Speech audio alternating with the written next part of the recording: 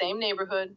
I want you to picture two apartments. Same city, same neighborhood, similar rent. The first apartment belongs to someone earning $95,000 per year. Walk inside and you'll find a 75-inch television mounted on the wall, a leather sectional that cost $4,000, a kitchen full of appliances, most still in their original boxes, closets overflowing with clothes, many with tags still attached, a spare bedroom converted into storage for items that haven't been touched in years. This person checks their bank account with a knot in their stomach.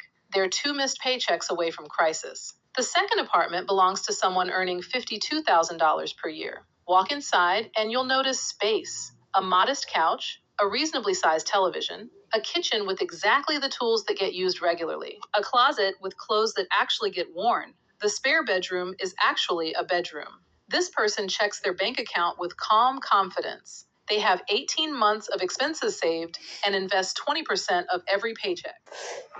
Tom Ogle drove 200 miles on only 2 gallons of gasoline.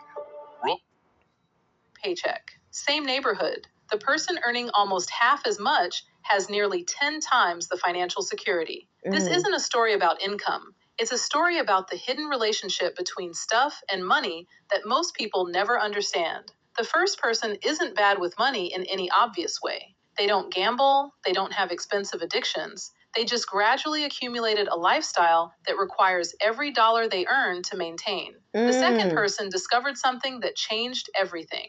They learned that owning less doesn't mean living worse. It means living deliberately. And deliberate living creates financial margin that most high earners never experience. Today, I'm going to walk you through the minimalist money rules that separate people who always have money from people who never do, regardless of income.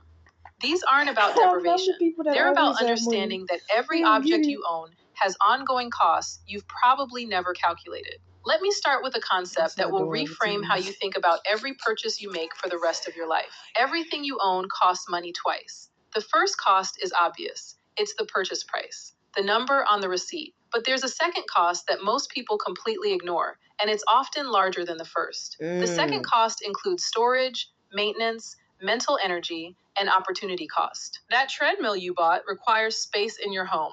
Space costs money, roughly $30 to $50 per square foot annually in most urban areas. A treadmill takes up about 20 square feet when you account for clearance space. That's $600 to $1,000 per year in implicit rent you're paying to store exercise equipment that probably hangs clothes most days. The second cost also includes maintenance and upkeep.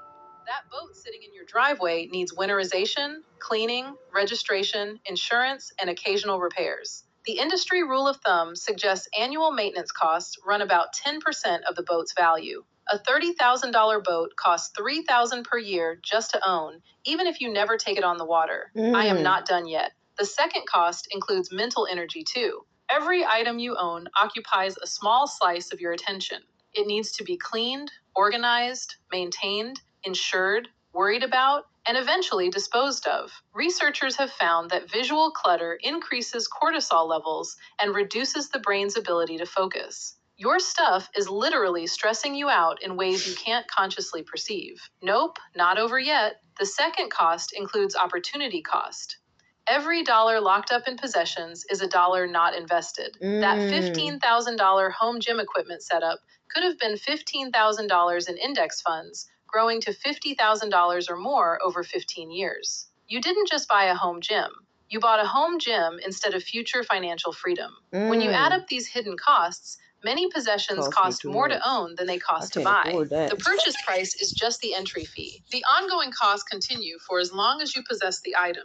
Minimalists understand this intuitively. They're not avoiding possessions because they hate nice things. They're avoiding possessions because they've calculated the true cost and decided most things aren't worth it. This leads to the first rule that minimalists follow religiously. Rule 1. Calculate cost per use before any purchase.